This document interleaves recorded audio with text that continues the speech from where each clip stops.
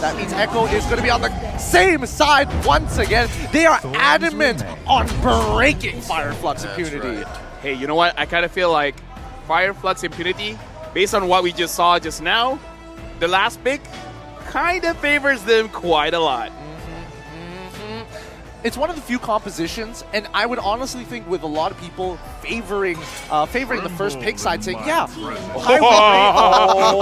my god. Look at things that he's looking over, it's like, yeah, we ban out your phobias. What are you going to do now? How do you like Got that? him. How do you like him. that, coach? Yeah. How do you like that? Dude, really, like you gotta rewind it. Just look at his face. The moment it was bad, he's just looking to the side. It's like, I'm serious now. All right, I don't care. 1-1 picked up again. Kadita ban. This time, no phobias. What are they gonna do? Are they gonna pick up the Kaja early just so that they can fight against this 1-1, or just go with Arlet and Beatrice again? Same. I love it. The building blocks continue to almost seem similar, and we see the Eve this time. They're like, no, we're not going to let this happen. We're not going to go into the second phase and question it. We're going to show what our comp is all about right now, and you have to answer us, not the other way around. This is going to be very interesting. I think this third pick is really going to show whether Fire Flux impunity, can they handle the draft coming in from Echo or not? Yep. Do they have a substitute to the Phobius? What else does Lunar hold? Because again, as a former XP laner, subbing in now as their mid, what other fighters in mid can you play, right? Minsatar. Sylvana. Bane. I don't know. No, I love it actually. Right? But what is it, a different kind of Bane from Kralti's Bane yesterday? Yeah, just full mage. Not full mage, maybe 2 items, and the rest go for defense. But He can go full mage if he wants to. Okay, good and bad. Fermi is good against the Kaja because Kaja wants to help someone burst someone out, and then you can handle it. But the bad, the Fermis traditionally does not do that well against the Eve. So right now, good and bad. You have answered one of the questions, one of the problems, but now you're kind of putting one problem onto yourself. For me, it's not as great as the first draft in Game of 2. Yeah. We'll see. The second phase is where it gets real interesting, especially for Fire Flux impunity, or even Echo in this particular case. I'm looking at Leo, and I'm hoping he can answer this, right? Is there an angle for Valentina jungle here? Kralti's has been known to play Valentina jungle more than a couple times. Yeah. So I don't know whether it's going to be something that's viable, because you can tell that impunity are making sure, hey, get rid of the Fredrin, get rid of the Amma. So much respect coming from the world champions. No, I get it. Just as important as the Phobius was, Q-Round, the Amon, was also key. He really was one of the cleanup crew for Fire Flux impunity in Game 2, and that made Ben Curie's life so difficult. So even Sanford was put on the edge by Kyura's Amon. So yeah, here I'd say the fact that Valentina hasn't been picked up nor banned yet, if not here, because again, it's possible Bad Gasef and Osprey, we know that they do their homework. That's a good possibility here. Oh boy. Oh, let's see what is going to be. Next ban coming out from the side of Fire Flux. Likely Lance. Lance already been banned. It's already been banned in the first phase. It's very similar to Game 2. Oh no, they're going to attack 40. They're going to attack 40. Honestly, this does show it's kind of not great, right? Because here's the thing about a cheese strat. Cheese can expire. Yep. So it will happen only once. If you want a win onto Echo, you need something different kind of cheese. But what if it's blue cheese? Oh, I'm liking blue cheese. They're on the blue side, aren't they? No. Oh, wait, no? Wait, I mean, you're not entirely wrong. Fimp is blue. Wait, blue cheese is not blue? It's not technically blue, but it does work with modes. Oh, okay. Wait, what? Yep. We'll explain it later. Okay. Are we going to pretend like you didn't have an accent just now? Yep, well, For now. No, I for didn't. now. We'll address it later. All right, move along while we wait for... still no roamer, still no jungler. Clear for Fimp. Yeah, they're really maximizing their time here. Wow. Wait! Wow. What? Are you thinking it's me mid for some reason? Probably not, but Well, we've seen it before. Yeah. But that means Apex will have to play the Faramis. Right? Not the worst thing in the world, because again, Faramis doesn't do that well Personally, I prefer damage on the Faramis. This is so odd. They're pre-picking the Esmeralda with not much shields except for the Eve. I agree. I agree with Leo 100%, right? It feels really, really awkward. Like the Esmeralda in this matchup alone, there's so many things that could just blow her out of the water. So why pick it this early on and not save it for the very end? If not, they could have been looking to either secure the mid laner other than the Faramis and put him in the support position or lock in their jungler, which I was hoping to see. So in this case, it's straightforward for Echo. It's like, okay, I'm going to get the Akai. I am also going to get the Yuzong. That's no problem unless Fireflux Impunity decide, you know what, we're switching things up. You know what's a cheese here? A Valir. Quite a lot of engage here. Pushing people away. Very dive. Very dive. Save for the Eve, yeah. Yeah, because again, we don't know where this Esmeralda is going. Esmeralda will scale pretty well come late game. And we've seen in Fireflux Impunity doing quite well coming back from a dire situation.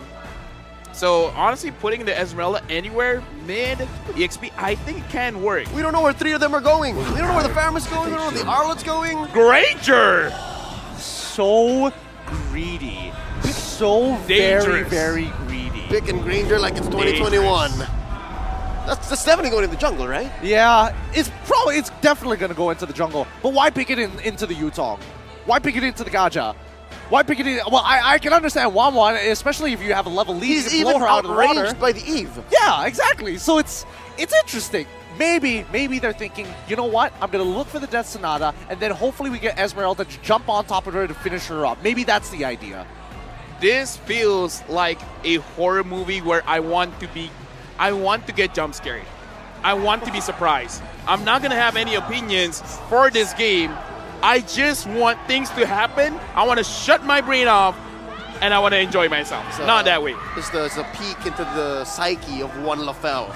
Interesting. No, but wait, real quick. Correct me if I'm wrong, fellas, but the last time we saw a Granger with some modicum of success was in the hands of the Burmese Python Ken from M4. Yep. And then Moa's in a bit. Prior to that, maybe in some games from Wise, Blacks International. That's it. In recent history, that's it. Yep, that's all we have to work off of them. But guess what, everybody? We're here. This is the final game of the best of 3 between Echo against Fireflux Impunity. Mid Esmeralda! No way! Let's go. This makes me so mad. I'm This not. makes me so mad. I'm not. I'm happy. Mad, happy, confused. Like, what are you hoping to achieve? You're just gonna get farmed in the mid lane. And Don't achieve anything then. I mean, look at this. Look at how they're gonna contest. No, I mean, like, if you can't achieve anything, then don't. You know, just wait for your friends to do something. Right now, Lunar is getting harassed quite a little bit, but so far, surviving quite well. They're delaying Kyura's purple here. This is so difficult. Not much Apex 47 can do as well. They pull it into the bush, taking it out of the vision of Echo. Alien here losing this duel. It's so hard to achieve anything, as you guys said. Yeah. I mean, this early game is not going to go in favor of Fireflux, and I think that's very obvious, but the question is, what are they going to do towards the mid and especially towards the later stages of the game? I am ready to be surprised. I'm ready to be proven wrong, and more importantly, the Turkish Delight, they've got a couple of weird flavors here. I'm not going to lie, it's not for everybody. Right now, looking at the items, especially at the goal laners, neither of them are building steel leg plates. They really just want to get their damage as fast as possible. So I'm kind of feeling if any kind of attention has been brought to the gold lane, someone should die. Something I'm looking forward to. I think it's going to be a standard early game here. Both sides not making any mistakes. They're playing very traditional pathing. They're going to make their way down towards the bottom half of the map and maybe make something happen. But even then, level 4 hasn't been achieved by either Lunar or even Apex. Oh, Yaoi here spots Cura trying to commit. Grand Theft Purple does get it, and here's the DJ, but not much of a follow-through. Here comes Sanford and Sanji. The flicker on forward. Kazizi gets the turtle, giving some shields over. Cura barely survives. Got first blood by Sanford. That's already one down. Lunar barely gets away. Can Benny Cutie take to the skies? The answer gonna be no. Sunshine does push them away. That'll be just one casualty from Fimp. Right now, I kind of feel like it's still fine because what they want to do is trying to get to the late game, and now they just don't want Lunar to go home. They're sending him home, but in a different way. That's so brutal. That's so brutal. The passive from Kaja into the first skill coming in from Benny QT. Where's and now the buff, even though? Carl Atizi trying to invade this time. It's on Cura. He did use his retribution. I see. It just didn't show. The status didn't show. Yeah, that's so funny. So funny. It's so messy. It really is. It's going to be quite a brawl for a majority of this game. I just... Divine Judgment on the Apex 47 might be forced to use a Cult Altar soon. And there it is, RWM keeping them cordoned in. They pop the extra life. Apex 47 gonna go down here. Benny Cutie gets the kill, takes to the skies. Sunshine survives. Here comes Lunar with a falling star moon. Less than half health for all members of Echo up top, but there's not much they can do. Considering how last game we saw the Phobias go for a full damage build, is this the same case? Oh, Black Dragon form! Carl Deasy and Sanford stuns Cura. He goes down, not much he can do. There's a knock up on the alien. They know they can't kill this Arlet. They rotate away. Honestly, answering the question, I kind of feel like yes. And at this point, I really feel like what Fireflux Impunity should do is to delay everything. Make sure you don't get caught. Cura right now is trying to hyper farm because he's not just taking his own jungle, he's trying to take Carl Teasy's jungle. So in a way that's kind of slowing down your opponent, but again, they gotta wait for everyone to get online. And it's somewhat working. Last I checked, Carl Teasy was at 6, he just got the 7, and Cura was already at 7. So where's this XP coming from? The jungle, man, like taking it, like you have more on yourself and you're denying Carl Teasy as well. So it is doing double duty here. Gotta play selfish for as long as possible, right? It doesn't matter about getting a turtle for Call Teasy is like, that's great for the rest of your team, but maybe not for yourself because you can see that Cura is just power farming. Now let's look at the items here. We're not gonna get too much. RWM plus the heavy spin. Sunshine is down, folks, but no! It took him a while, does get an ult off. Apex 47 gonna be up next. Double kill for Sanji. Not much Fireflux could have done there, while mid is just barely surviving. Cura and Alien clearing the wave. Looking at a 6-0 with a 2.8k goal lead, it looks really bad. But again, right now, this is what something whispered to me. I think Echo wants to be explosive. I think they want to end this as soon as possible. I think they're mad. You can see it. They're playing dead serious, dead to rights. They look at Fimp and they're like, all right, you want to be treated like equals? Let's do it. Right now, looking at the situation, Betty Cutie now has 2 core items. Looking at Sunshine, not yet. 4,000 and 2,000. That's a big difference for the gold laners, and it's gonna impact them heavily come team fight. And the thing is, Sunshine, he needs 3 items, man. 4 would be a luxury here.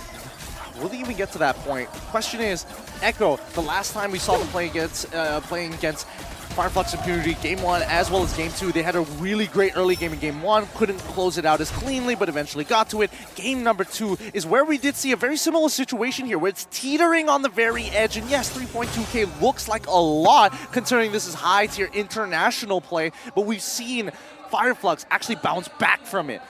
Yep, it's capable. It's possible. They're capable of actually shrinking that lead, but now Echo makes a play for down bottom. RWM by Sanji helping clear the waves. Given vision over way deep behind that tier 1 as Carl Teasy attempts Grant that purple, goes for a heavy spin, pinning Cura down. Where'd the purple buff go? Here comes Sanford from the west, popping that Cult Altar early. Apex 47 forced into a compromised position. Look at all the damage. Down goes Cura. Sanford gets 1. The Apex Predator smells blood. Benny Cutie takes to the skies. Alien goes down. Sunshine as well. 2K for Big Benny. And triple kill as well. Yowie's still up. Lunar barely survives, but no! That's a maniac for the Storm! What a clean fight. What an incredible fight from Echo. Dude, was that a second or a third Maniac? Second Maniac, I think. No, third maybe? Boots yesterday? Was there more? Right now, again, Maniacs all around here in MSC. No Savages. No Savage yet. No Savages just yet. But again, we got to look at the instant replay. And the thing that I want to bring up, which kind of has nothing to do with this fight, actually, you have a experience advantage on the Granger. So even though they're losing, it looks like they're not losing that hard. But again, with Echo not giving space for Fireflux Infinity, I don't know what can be done. There's another fight that happened because Sunshine died and Apex died, and then they're pushing this tier 2 up top. I don't know, man. What just happened? I mean, this is the conversion from 5K. They got an extra 2.8 and now turning into a 3K lead. Echo, they got their foot on the gas. They cannot let go just yet. The last time they did, the high ground defense is great. So keep in mind that Sunshine is going to be a priority target here in this battle. Oh no, Carl TZ taking everything away from Cura. This XP lead, this gold lead, whatever Cura is getting over Carl TZ no longer exists. He doesn't have it. And you see that mean thing that Carl TZ did, if I'm not mistaken? He actually left the baby purple. That's going to stop it from spawning. Just to make it very awkward and force maybe even Carl TC to actually walk in to Fireflux's jungle to get so. But now it's compromised, right? The first item power spike has already fallen into the hands of Echo, and they're about to hit their second one. Dude, look at the difference between 1-1 and Beatrix. Oh. The gold. 3,000 and change, almost 4. That's big. That's enormous. That's colossal. Huge. I can't deal with it anymore. The Esmeralda, astronomical. This Esmeralda is just so far behind. How do you expect her to get 4 items against a Yve in the lane? And especially since you're not even taking average. You're not even like going out of your way just to hit supports just for the fun of it and farm up quick. You're just taking damage for the sake of taking damage. It's 9 minutes in, but it kind of feels like 18 minutes because looking at how Echo is pushing, I gotta say, it's 13-0. 13-0. Clean as it gets, not even a turret. Ju-san? Oh wait, I actually don't know the 0 for Japanese, but... I'm surprised you know 13 in Japanese. Yeah, Ju-san. Ju is 10, San is 3. He's nailing it. He's nailing it. But we're buying time just to see how at least Fireflux Impunity is just going to hold on, right? We've seen this position before. We've seen how Echo does it. This time, can they close out this game before Fireflux Impunity somehow bounces it back? And this time, I mean, we look at the items of Sunshine, right? He doesn't necessarily have everything he needs to one-shot a wave.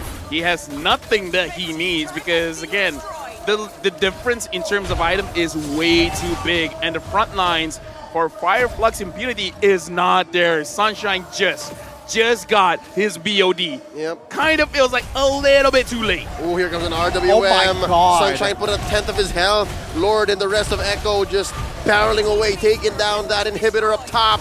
And now mid, this wave coming in an early Cult Altar, and Sanford obliges, and there they are coming in. DJ on a Sunshine, spelling disaster for Fireflux Impunity. Heavy spin by the GOAT, pinning Alien up against the wall. Cura firing away. Alien barely survives. Can they get a kill? Oh, there's Benny Cutie coming in. Sanji gets a monster kill. It's just 3 left. Can they defend? There's this big canyon away. They're gonna clear the waves. No. Instead, move over to the bottom lane inhibitor. This is just cruelty now. Echo, they're not taking any risks against this Turkish squad. They see them as equals. They will be treated like adults. Divine Judgment on Apex. Lunar, barely alive. Benny Cutie takes him down. And there's the RWM. Cura falls. 2K for Benny. Make it 3. And now the base goes down. Echo take the series. 15,000 goal lead. As we predicted, it's gonna be a wash, a very, very quick game. 2-1, Echo against Fireflux Impunity. Though to be fair, Echo won, and in the last game, they won quite hard. But the thing is, now, we said before the game,